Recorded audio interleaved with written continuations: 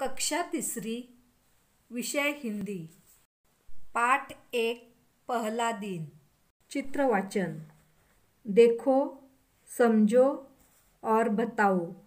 इसका अर्थ होता है आपको चित्र का वाचन करना है, चित्र को ध्यान से देखना है, उसे समझना है और उसके बारे में बताना है। तो आइए बच्चों, हम चित्र वाचन करते हैं। नीचे से सबसे पहले शुरुआत करते हैं। आपको एक बोर्ड दिखाई देता होगा जिसमें लिखा है सुस्वागतम और एक गेट पर एक गोल सा बोर्ड लगा हुआ है जिसमें लिखा है आदर्श प्राथमिक पाठशाला।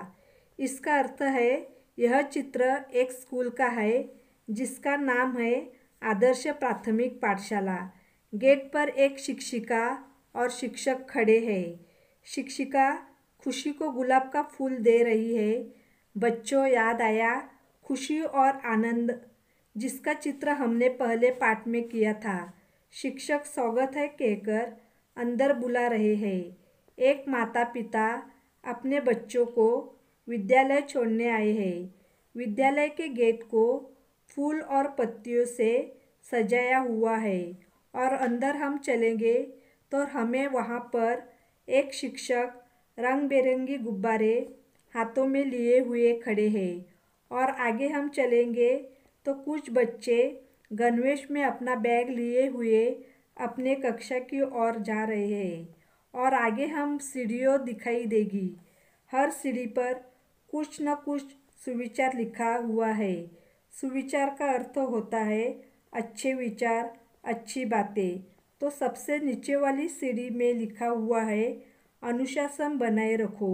इसका मतलब है विद्यालय के पाठशालों के नियमों का पालन करते हुए अनुशासन बनाए रखना। उसके ऊपर की सीढ़ी में लिखा हुआ है दाएं बाएं देखकर चलो। इसका अर्थ है आपको अपने चारों तरफ ध्यान से देखकर चलना है। और ऊपर के सीढ़ी में लिखा हुआ है जल है तो कल है। जल का अर्थ होता है पानी। इसका मतलब है आपको विद्यालय में पानी का उपयोग बड़ी सावधानी से करना है। और ऊपर की सीढ़ी में लिखा हुआ है पढ़ो और बढ़ो। उसका अर्थ होता है आपको अच्छी तरह से पढ़ोगे तो आप जरूर आगे बढ़ोगे। आगे बच्चों, हम एक पहली कक्षा दिखाई देती है जिसके दरवाजे पर पहली की शिक्षक खड़े हैं और वहाँ बच्चे का स्वागत करते हुए अंदर बुला रहे हैं। सीढ़ी की ओर एक हमें लिखा हुआ दिखाई दे रहा है कतार में चलो। कतार का मतलब होता है एक लाइन में चलो, एक के पीछे एक खड़े होते हुए आपको चलना है। और उसके ऊपर खिड़की है। खिड़की के नीचे लिखा हुआ है स्वच्छता रखो। स्वच्छता का अर्थ होता है बच्चों साफ सफाई बनाए रखो। मतलब आपको खाने पीने की चीज़ें, कागज़, पेंसिल के सिलके आपको नीचे नहीं फेंकना है, उसे डस्टबिन में ही फेंकना है। तब जाकर आपके आसपास के पूरे विद्यालय में साफ सफाई और स्वच्छता बनी रहेगी। और आगे हम जाएंगे तो वहाँ पर डिजिटल कक्षा लिखा हुआ एक कमरा दिखाई देता है। डिजिटल कक्षा का अर्थ होता है वहाँ पर कंप्यूटर रूम हो सकता है, वहाँ पर ऑडियो वीडियो रूम हो सकता है जिसे बच्चों को कुछ सीखना मिलता है। और आगे बढ़ेंगे तो एक मौसी घंटी बजा रही है और आगे हम चलेंगे तो एक बोर्ड लगा हुआ है जिसमें लिखा हुआ है स्वच्छता गृह। स्वच्छता गृह का अर्थ होता है बच्चे विद्यालय में अपनी स्वच्छता के लिए जाते हैं, अपना हाथ मुंह धोने के लिए जाते हैं, उसे कहते हैं स्वच्छता गृह। आपको बीच में एक छोटा सा बगीचा दिखाई देगा जिसमें अलग अलग रंगों के फूल और पत्तियां भी दिखाई दे रहे होंगे। और आप पूरे विद्यालय को ध्यान से देखेंगे तो विद्यालय को आप अलग अलग रंगों के पताकों से सजाया हुआ है। कुल मिलाकर विद्यालय बहुत सुंदर दिखाई दे रहा है। बड़बड़ गीत सुनो और दोहराओ। टन टन टन घंटी टंकारे, पाठशाला में चलो पुकारे। ये जो घंटी की आवाज़ होती है टन टन टन, क्या संदेश देती है बच्चों? चलो अब हमें स्कूल चलना है। बहुत छुट्टियाँ हो गई है।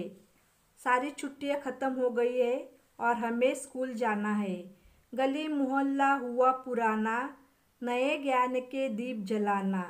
बच्चों, जो गली मोहल्ला में दोस्तों के साथ खेलते थे, मज़ा करते थे, अब वो समय बीत गया है। अब हमें फिर से स्कूल जाना है और नए ज्ञान का दीप जलाना है और पढ़ाई करके आगे बढ़ना है। ज्ञान के दीप जलाना है। मिलजुल कर सब पढ़ने आओ, एक दूजे से हाथ मिलाओ।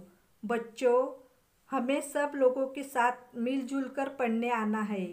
जो आपके बाजू में दोस्त रहते हैं, उन सब के साथ आपको स्कूल आना है और पढ़ाई करनी है।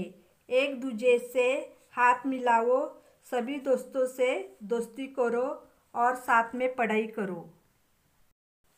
नई नई यह पुस्तक पाओ, इसकी मीठी कविता गाओ। बच्चों, जब आप अपने पाठशाला में आओगे तो आपके शिक्षक आपको नई नई पुस्तक देंगे और उस पुस्तक में बहुत सारी सुंदर सुंदर प्यारी प्यारी कविता होती है। वो कविता आपकी शिक्षिका रोज आपको सुनाएंगी। वो कविता सुनकर आपको बहुत आनंद होगा। सखी हमारी पुस्तक रानी, रोज सुनाए हमें कहानी। ये जो पुस्तक होती है, ये हमारी सखी होती है, दोस्त होती है और ये पुस्तक में बहुत सारी कहानियाँ रहती है, अच्छी अच्छी। और हमारी शिक्षिका रोज सुंदर सुंदर कहानियाँ सिखाती है और हर कहानी से कोई न कोई अच्छी सीख मिलती है।